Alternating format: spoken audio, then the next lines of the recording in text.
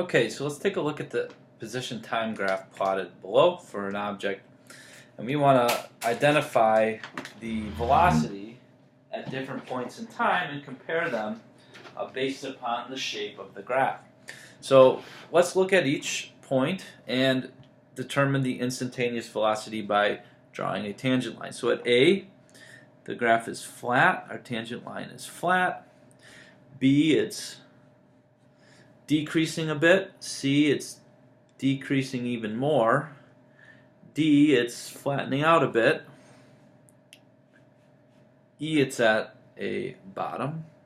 Now in F, it is increasing again. G, increasing not quite as much. And H, it's also flattening out again. So notice, if I just look at the spots where the graph is flat, so at A, where's a horizontal tangent line, the velocity is 0. The rise over run is 0. Should include my units here, not get lazy. So if you notice, everywhere it hits 0 becomes a min or a max point. And a min or a max point is where a positive slope changes to a negative slope, if you can recall from what you've learned in math. So at B, I have a downward decreasing slope, so VB is negative. VC is more negative, and where I reach an inflection is at its maximum negative, and then it starts to shallow out again. VD is a negative slope. So here I have a negative velocity. I cross over E, and then I go to positive. So VF is positive. VG is also positive.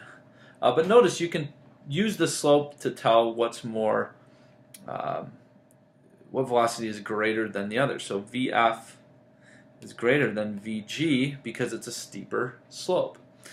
Just as VC is greater than, or I guess technically we can say, let's use absolute value to be clear.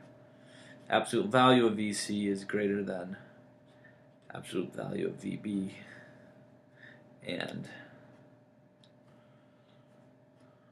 VD, right? Those are less steep as C, so they're going to be less negative. So let's do some practice with the same idea. So I want you to take a second to copy down this new position time graph. So we have 9 points, or 9 events on this position time graph. And what I'd like you to do is rank these events from the most negative velocity, instantaneous velocity, to the most positive instantaneous velocity for all events A through I. So go ahead and pause the video and solve that out. I will show you the solution in a second.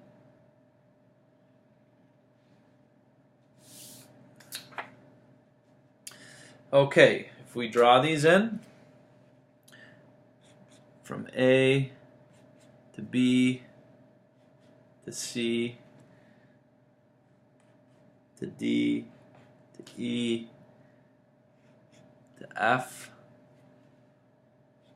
to G to H to I. Alright, so let's start with the center.